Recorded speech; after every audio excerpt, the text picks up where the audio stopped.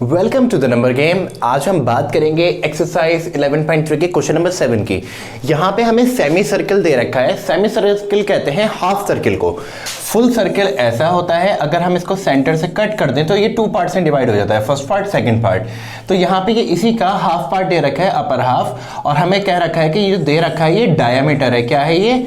Diameter है। और हमें इसका क्या करना है? इसका पेरीमीटर निकालना है। पेरीमीटर में मैंने आपको पहले भी बताया है, पेरीमीटर बोलते हैं कि जो बाउंड्री है, कंप्लीट बाउंड्री का मेजरमेंट निकालो, वो पेरीमीटर होगा। सर्किल में सरकमफ्रेंस कहते हैं ऐसे। अब क्या है, ये सर्किल नहीं रहा, ये सेमी सर्किल हो गया, इसलिए यहाँ पेरीमीटर वर्ड यूज हुआ है। हमसे कह रहे हैं इसका पेरीमीटर निकालो और हमें डायमीटर दे रखा है। अगर हम सर्किल की बात करें तो सर्किल क्या सरकमफ्रेंस होता है, सरकमफ्रेंस को ही पेरीमीटर भी बोलते हैं, बस सर्किल के लिए सरकमफ्रेंस वर्ड यूज होता है। क्या होता है फॉर्मूला इसका? 2πr। यहां पे क्या है? हाफ सर्किल है। यहां पे क्या है? सेमी सर्किल है। Semi circle means half circle. तो हम क्या करेंगे, इसका हाफ कर देंगे, मतलब डिवाइडेड बाय 2 कर देंगे। अगर हम इसको सॉल्व करें तो 2 से 2 कैंसिल आउट हो जाएगा, तो इसका फॉर्मूला क्या बचेगा? πr। क्या फॉर्मूला बचेगा? πr।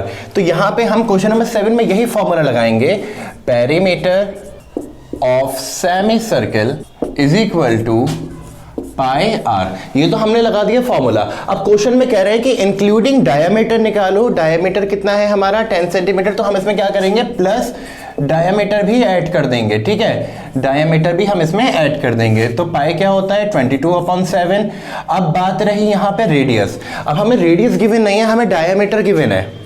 आप सबको पता ही है, रेडियस जो होता है डायमीटर का हाफ होता है। तो हम इसको 10 डिवाइडेड बाय 2 कर देंगे, कट करेंगे, 5 आंसर आ जाएगा।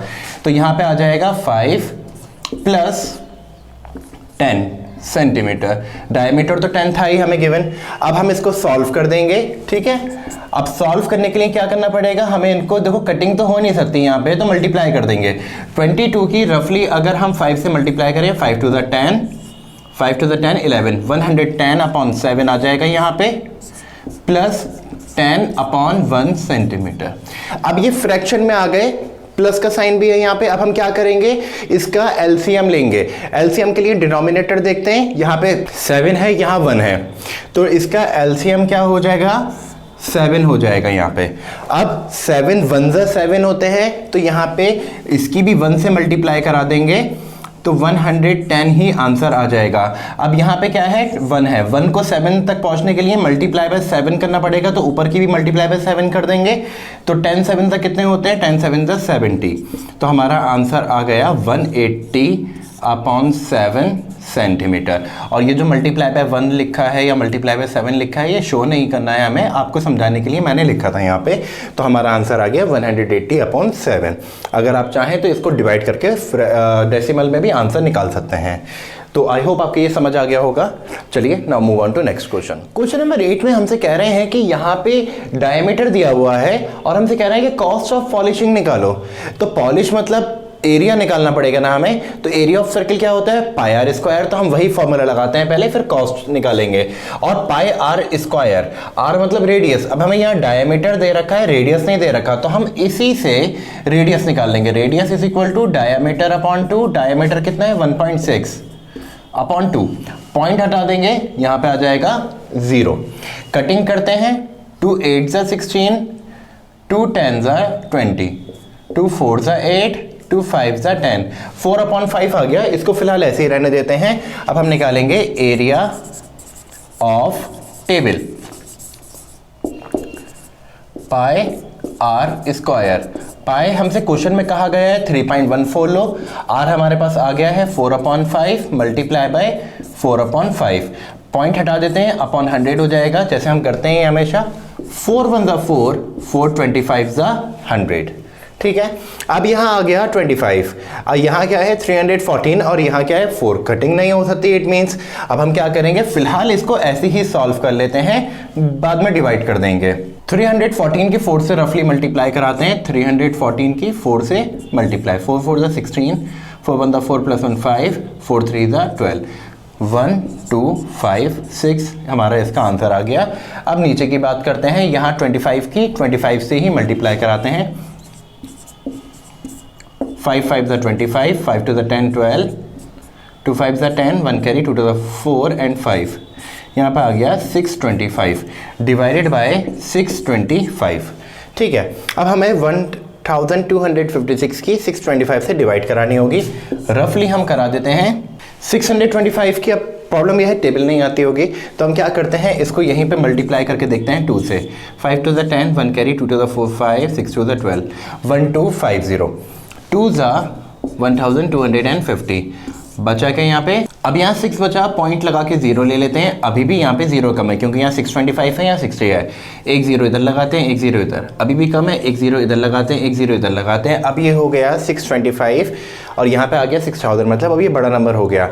अब यहाँ पे अराउंड 625 की अगर हम 9 से मल्टीप्लाई करेंगे तभी इसके आसपास आंसर आ पाएगा, क्योंकि ये 625 है, ये 6000 है। तो अंडरस्टूड है कि 9 से ही मल्टीप्लाई करके कुछ आंसर आ सकता है। तो 5 9 कितने होते हैं, 45 होते हैं। 9 to the 18, 18 plus 4 22, 6 9 ज़ा 54, 55 56, 5 6 2 5। अब इसको हम यहाँ पे 9 हमने करा, 9 रहने देते हैं, इसको यहीं पे छोड़ देते हैं क्योंकि ये कंटिन्यू वरना चलता ही रहेगा। तो हमारा आंसर कितना आ गया, यहाँ पे एरिया कितना आ गया, 2.009 मीटर स्क्वायर। अब ये हमारा एरिया आ गया। अब हमें कॉस्ट निकालनी है पॉलिशिंग की, तो यहाँ पे शॉर्ट फॉर्म लिख रहा हूँ, cost of polishing is equal to ₹15 multiply by 2.009 metre square. 2.009 की हम रफली 15 से मल्टीप्लाई कराते हैं। पॉइंट हटा देते हैं फिलहाल, बाद में लगा देंगे। 5 9 द 45, 0 है तो ये ऐसे ही आ जाएगा, ये 0 आ जाएगा। 5 2 द 10, अब यहाँ पे तो ऐसे ही आ जाएगा 1 से क्योंकि मल्टीप्लाई कर रहे हैं। इसको सॉल्व करते हैं। 5 9 10 11 12 13, 1 कैरी, यहाँ 1 आ जाएगा, यहाँ 0, 30135, यहाँ पे आ जाएगा 30135। अब कितने नंबर से पहले पॉइंट है, 3 नंबर से पहले पॉइंट है, 3 नंबर से पहले पॉइंट लगा देते हैं, तो हमारा आंसर आ गया ₹30.135। तो आई होप आपको ये सब समझ आ गया होगा। हमने कुछ नहीं करा, बस डायमीटर से रेडियस निकाला, फिर एरिया निकाला, सॉल्व करी कैलकुलेशन, फिर उसके बाद कॉस्ट निकाल दी हमने। कॉस्ट पे एरिया की मल्टीप्लाई करके हमारी कॉस्टिंग आ गई। तो now move on to next question. Question 9 में सिर्फ हमें एक चीज़ दी हुई है, हमसे कह रहे हैं कि एक वायर है जिसकी लेंथ 44 है, बस हमें यही चीज़ दी हुई है, इसके अलावा हमें कुछ नहीं गिवन है और हमसे कई सारी चीज़ें पूछी गई हैं। फर्स्ट चीज़ पूछी गई है कि इसका रेडियस क्या होगा अगर हम इस वायर को सर्किल के शेप में बेंड करते हैं, तो इसका रेडियस क्या होगा।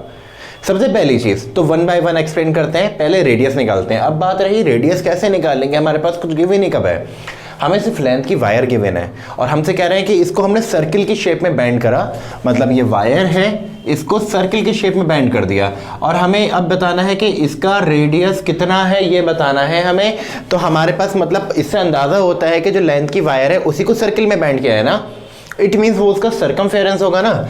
तो हमारे पास सर्कमफेरेंस गिवन है, मतलब ये जो लेंथ ऑफ वायर है यही हमारा सर्कमफेरेंस हो जाएगा। ठीक है, तो हम यही फॉर्मूला लगा के रेडियस निकाल देंगे। Circumference of circle is equal to कितना होता है, 2πr।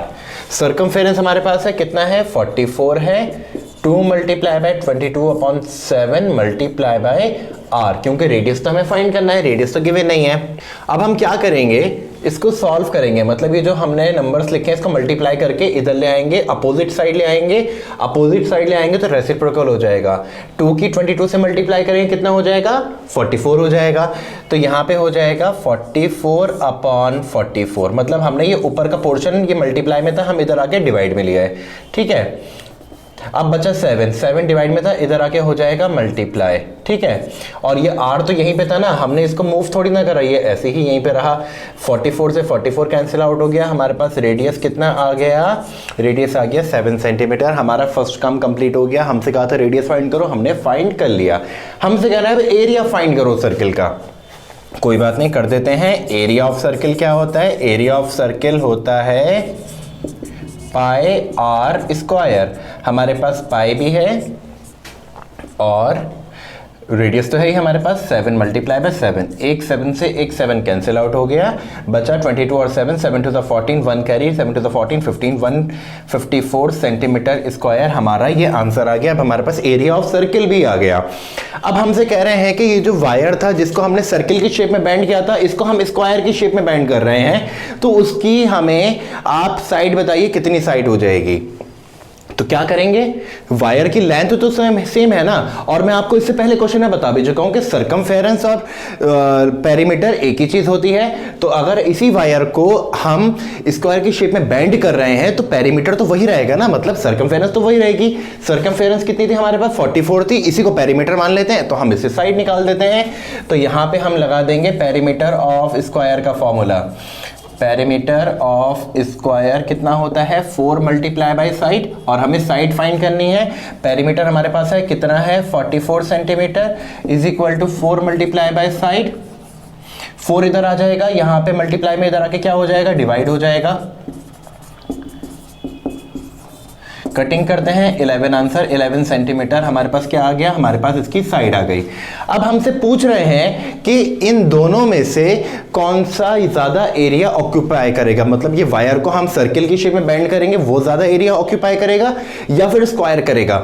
तो हमने सर्किल का तो एरिया निकाल लिया है 154 सेंटीमीटर। अब हम क्या करेंगे, स्क्वायर का एरिया निकाल देंगे। इस एरिया ऑफ स्क्वायर क्या होता है, एरिया ऑफ स्क्वायर होता है साइड मल्टीप्लाई बाय साइड। मैं शॉर्ट फॉर्म लिख रहा हूं, हमारे पास कितनी है, 11 है side, 11 multiply by 11, 11 11 121, 121 centimetre square. Circle कितना एरिया ऑक्यूपाई कर रहा था, 154 सेंटीमीटर स्क्वायर। स्क्वायर कितना एरिया ऑक्यूपाई कर रहा है, 121 सेंटीमीटर स्क्वायर। हमें सामने से दिख रहा है कि सर्किल ज्यादा ऑक्यूपाई कर रहा है, लिख देंगे सर्किल ऑक्यूपाइज मोर स्पेस। ठीक है, तो मैं आपको फिर से एक बार बता देता हूं, हमें एक वायर की लेंथ गिवन थी, कितनी थी, 44। उससे कह रहे थे हम इसको सर्किल के शेप में बेंड करेंगे तो इसका एरिया क्या हो जाएगा। तो जो लेंथ है उसी को बेंड कर रहे हैं ना, तो वही सरकमफेरेंस बन गया सर्किल का। हमने फॉर्मूला लगा दिया, हमारा आंसर आ गया 7 सेंटीमीटर। उसी से हमने एरिया निकालना, वो कह रहे थे, हमने एरिया निकाल दिया। फिर हमसे कह रहे हैं कि स्क्वायर में बेंड करेंगे, तो यहाँ पे सरकमफेरेंस अगर इसका इतना ही है तो वही उसका पेरीमीटर हो जाएगा। हमने पेरीमीटर का फॉर्मूला लगा के साइड फाइंड कर ली, फिर हमने एरिया भी फाइंड कर लिया, और हमें इससे पता चल गया कौन ज्यादा एरिया ऑक्यूपाई कर रहा है, सर्किल या स्क्वायर। सर्किल कर रहा था, हमने इसके लिख दिया यहाँ पे। तो जो भी मैंने समझाया आई होप आपको अच्छे से समझ में आ गया हो। तो आज के लिए इस वीडियो में सिर्फ इतना ही। So thank you so much, bye bye, जय हिंद।